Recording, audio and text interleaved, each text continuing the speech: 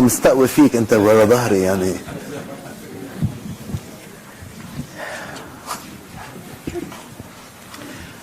Good afternoon, everybody, Your Excellencies, ladies and gentlemen. It's wonderful to see so many people here gathered to talk about a subject that is on the minds of all of us, very much so. And also the people in Lebanon. We are streaming this live and taking it live on Cnbc Arabia, so we welcome all of you. My name is Hadley Gamble. I am CNBC's senior international correspondent and anchor in the Middle East.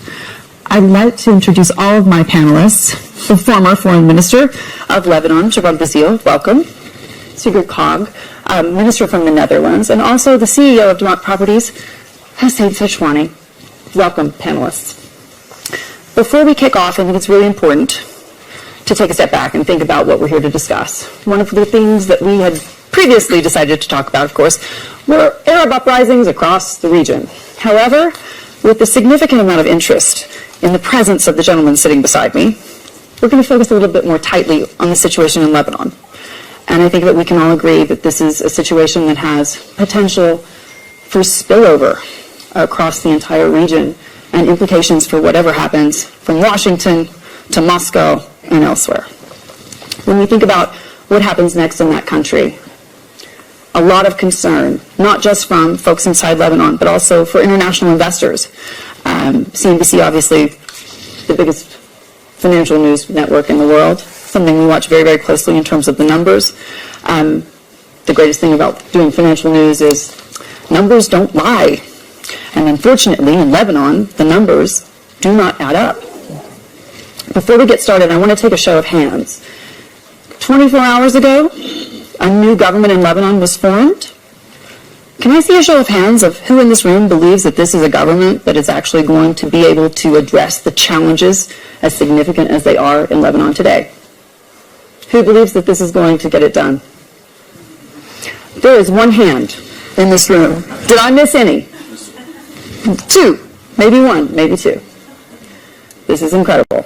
Okay, so this is a government that nobody in this room, at least, believes can get it done when it comes to fixing the situation in Lebanon. This is a country in economic collapse. It's a story I've been covering for many, many months now, even years, I might say. To blame it all on the central bank governor is to miss the bigger point. I mean, Jamie Dimon from JP Morgan yesterday saying on CNBC that, central banks, they can do a lot when it comes to economies, but at the end of the day, it's not something that they can fix with a magic wand. It has to also be followed up by serious fiscal reform, serious fiscal commitment from finance ministers, and that's unfortunately something that we have not seen in Lebanon. Minister, can I kick off by asking you something that has been asked to me multiple times on Twitter and Facebook and Instagram? How did you get here? How did I get here? Did you take a private plane? I came simply on my own expenses. On your own expenses? Yes. I know rumors and lies circulate always on issues like this, but I'm used to this, and this is the reality. On my own expenses. Don't ministers make about $5,000 a month? How does one charter a plane on $5,000 a month? Not one Lebanese lira on the expense of the Lebanese treasury. Very simple. So this is family money? No, this was offered to me. As like to have friends like I that. I was invited We're here. We're not allowed to have friends like that when you're in government. You think? No. We're not either, unfortunately. No. I was invited here